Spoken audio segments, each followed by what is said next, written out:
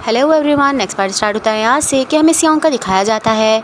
ये दोनों अभी मॉल से निकल ही रहे होते हैं कि अचानक से इन्हें सामने शॉप नज़र आती है। फिर जाके पूछने पे ये बताती है कि यहाँ पर पिक्चर्स क्लिक की जाती हैं। ये कहता है कि चलो हम लोग भी चलते हैं, लेकिन फिर सियोंग मना कर देती है और कहती है कि ये जगह सिर्फ बच्चों के लिए है। अब क्योंकि सियोंग इसकी बात नहीं सुन रही होती तो ये फ्लोर पर ही बैठ जाता है और बच्चों की तरह करने लगता है और इसकी वजह से सियोंग को मजबूरन इसके साथ अंदर जाना पड़ता है। ये दोनों बहुत ही अजीब तरीके से पिक्चर्स देते हैं, लेकिन साथ ही क्यूट भी लग रहे होते हैं। फिर जब पिक्चर्स निकल कर आ जाती है तो जय इसमें से एक पिक्चर बिलबोर्ड पर भी लगा देता है, जहाँ पर ऑलरेडी बहुत सारे लोगों की पिक्चर्स लगी होती हैं। अब नेक्स्ट सीन में दिखाया जाता है कि जय काफ़ी देर तक ड्राइव करने के बाद सियोंग को लेकर एक रेस्टोरेंट पहुँचता है। जियोंग कहती है कि हम इतनी दूर ये खाने के लिए आए हैं। जय कहता है तुम बहुत बोलती हो, अब मेरे साथ अंदर आ जाओ। ये से अंदर लेकर जाता है तो सियोंग जगह को देखने लगती है और कहती है कि मुझे तो ऐसा लग रहा है कि ये जगह मैंने देखी हुई है। तो जय कहता है हो सकता है तुम यहाँ पर आई हो, तुमने मुझे पहले बताया था ना कि एक ऐसी जगह है जहाँ पर तुम अपने फादर के साथ जाती थी। मैं यहाँ से गुजर रहा था और जैसा तुमने बताया ये जगह मुझे सेम टू सेम वैसे ही लगी, इसलिए मैंने सोचा कि तुम्हें यहाँ पर लेकर आता हूँ। सियोंग को याद आता है कि हाँ ये तो वही जगह है जहाँ पर वो बचपन में अपने फादर के साथ आती थी और उसे ये देखकर काफ़ी ज़्यादा खुशी भी होती है कि जय ने उसके बारे में इतना सोचा। फिर ये दोनों नूडल्स खाने लग जाते हैं। वहीं सियोंग देखती है कि सामने एक बच्ची अपने डैड के साथ बैठी हुई है और उसके डैड उसका काफ़ी ज़्यादा ख्याल कर रहे हैं। तो ये देखकर उसकी आंखों में आंसू आ जाते हैं और जो वक्त भी इसने अपने डैड के साथ गुजारा होता है उसे याद करके ये रोने लग जाती है। वहीं हमें जीहू का दिखाया जाता है कि ये बेड पे बैठा होता है और अपनी बुक रीड कर रहा होता है। अचानक से इसके पास एक नोटिफिकेशन आता है जिसे ये ओपन करके देखता है तो इसे इन्फॉर्म किया जाता है कि जो ऑडिशन ये देकर आया था उसमें ये सिलेक्ट हो गया है। ये अभी मैसेज ही रीड कर रहा होता है कि गेट खुलता है और सियोंग और जय अंदर चलते हुए आते हैं। ये दोनों आपस में बात कर रहे होते हैं तो जीहू फ़ौरन से इनकी तरफ बढ़ता है और इनसे पूछता है कि तुम दोनों अक्सर साथ ही घूम रहे होते हो और ये जो तुम्हारे हाथ में बैग्स हैं ये किस चीज़ के हैं, क्या तुमने ख़रीदे हैं? जय कहता है नहीं नहीं ये इंपॉर्टेंट नहीं है। फिर सियोंग अपने बैग्स इसके हाथ से लेती है और अपने रूम में चली जाती है और ये देखकर जय को काफ़ी ज़्यादा बुरा भी लग रहा होता है। अब नेक्स्ट दिन सुबह का दिखाया जाता है कि सियोंग ऑफिस के लिए निकल रही होती है तो वो देखती है कि उसके रूम का डोर ख़राब हो रहा है और साथ ही उसका लॉक भी। तो ये एक पेपर लेती है और साइड में अड़ाकर चली जाती है। ये नीचे जाती है तो इसे जीहू नज़र आता है और इसे बताता है कि मैं अपने डैड के साथ फ़िशिंग के लिए जा रहा हूँ। सियोंग इसे पूछती है कि तुम वापस कब आओगे? तो ये मुस्कुराकर पूछता है क्यों, क्या तुम मुझे मिस कर रही हो? ये सुनकर सियोंग हंसने लग जाती है, फिर इसे अपने बैग से मारने लगती है। जीहू यहाँ से जाने लगता है लेकिन फिर अचानक रुक जाता है और कहता है कि जब मैं वापस आ जाऊँगा तो हम दोनों मूवी पे चलेंगे। ये कहने के बाद वो यहाँ से निकल जाता है और सियोंग अपने ऑफिस आ जाती है। ये जैसे ही ऑफिस में आती है सामने से जय चलते हुए आता है और इससे कहता है कि तुम कैसी हो? तो इस पर ये एकदम से शॉक्ड हो जाती है और बहुत हल्के से कहती है कि तुमने मुझसे कहा था कि ऑफिस में इसी तरह से रिएक्ट करना है कि हम दोनों एक दूसरे को नहीं जानते, वैसे भी तुम्हारी वजह से मुझे काफ़ी ज़्यादा प्रॉब्लम्स हो रही हैं। फिर कुछ देर बाद का दिखाया जाता है कि अपने ऑफिस वालों के लिए ड्रिंक लेने के लिए बाहर निकलते हैं तो जय और सियोंग एक गिमी बब शॉप के पास से गुजरते हैं। जय देखता है कि यहाँ पर तो एक बहुत ही लंबी लाइन लगी हुई है तो सियोंग से पूछता है कि ये कौन सी जगह है और यहाँ पर इतना रश क्यों है? तो सियोंग उसे बताती है कि यहाँ का खाना बहुत ही ज़्यादा फेमस है और साथ ही डिलीशियस भी, लेकिन इतनी लंबी लाइन होती है कि आज तक मैं इसे ट्राई नहीं कर पाई। मैं काफ़ी ज़्यादा क्यूरियस हूँ कि यहाँ का खाना कैसा होगा। ये दोनों बातें करते हुए यहाँ से निकल जाते हैं। अब हमें रात का सीन दिखाया जाता है कि ऑफिस का ऑफ हो जाता है और जय रास्ते से घर जा रहा होता है। वो सियोंग को मैसेज करता है और इससे पूछता है कि क्या तुम्हें घर नहीं जाना? तो सियोंग इसे कहती है कि हाँ मेरी भी छुट्टी हो गई है, लेकिन मैं लाइब्रेरी जा रही हूँ अपने लिए कुछ बुक्स लेने।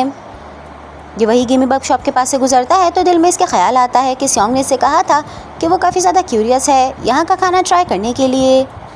पहले तो ये अपने दिल में सोचता है कि मैं इतना ज़्यादा अच्छा कैसे हो सकता हूँ, मैं किसी के लिए इतनी लंबी लाइन में नहीं लगूंगा, लेकिन फिर देखते ही देखते ये लाइन में लग जाता है और सियोंग के लिए गिमी बग बाय करता है।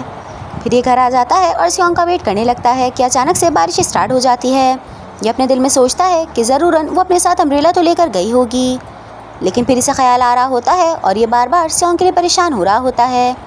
वहीं सियोंग का दिखाया जाता है कि वो अपने साथ अम्ब्रेला लेकर नहीं आई होती और वहीं लाइब्रेरी के पास खड़े होकर बारिश रुकने का वेट कर रही होती है कि अचानक से उसे एक शख्स नज़र आता है एंड गाइस ये कोई और नहीं बल्कि जय ही होता है।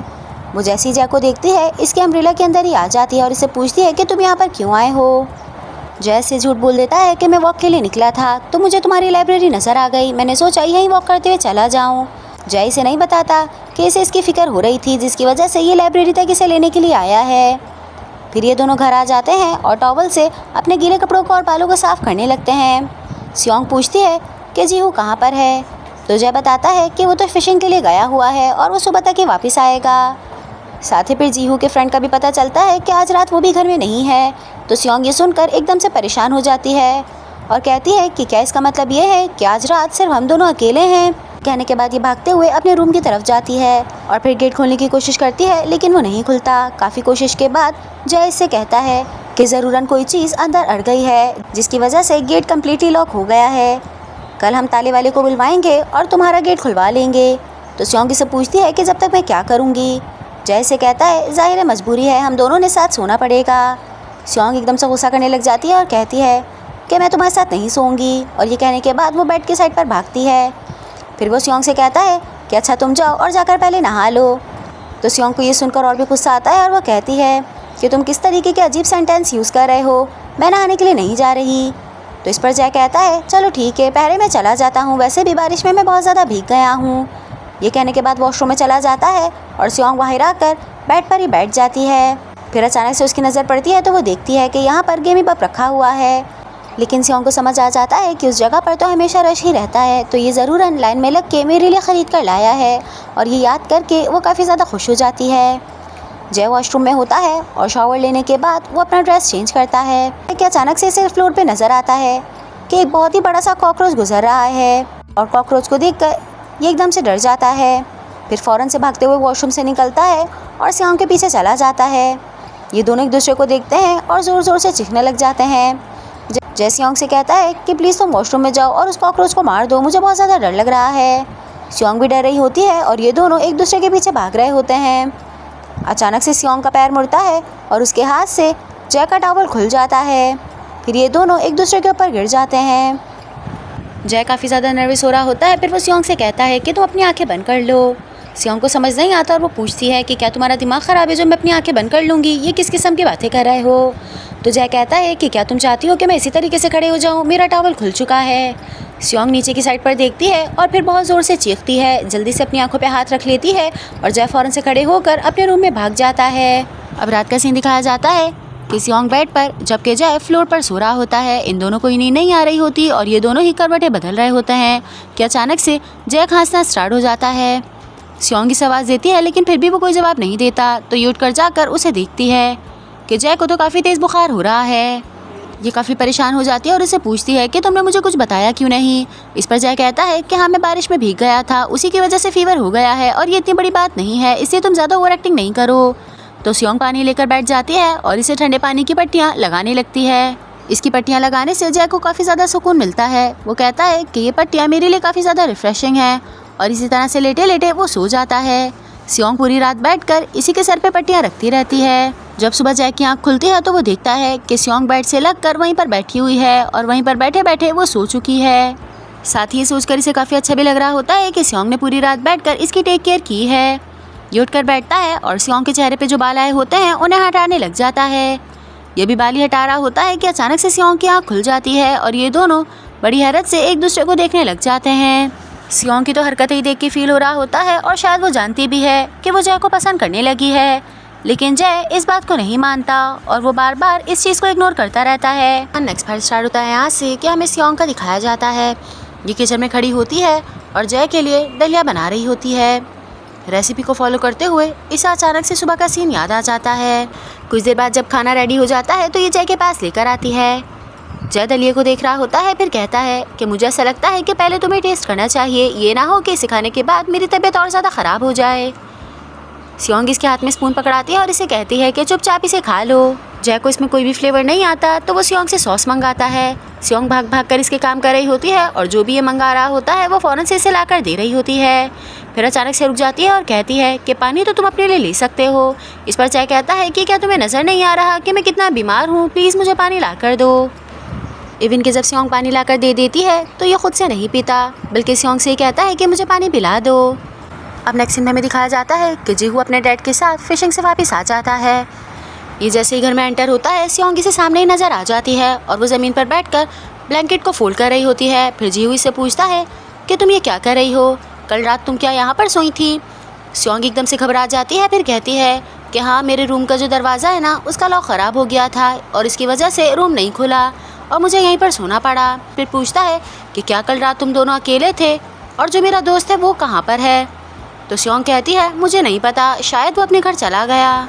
खैर फिर हमें कुछ देर बाद का दिखाया जाता है कि जीहू को अपनी एकेडमी जाना होता है।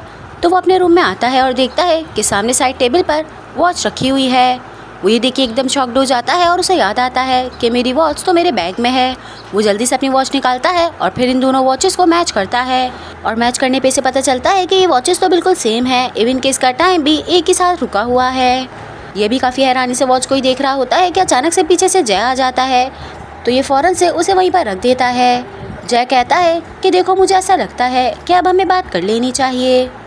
खैर अब नेक्स्ट सीन में हमें दिखाया जाता है कि जय और जीहू एक कैफ़े में बैठे होते हैं।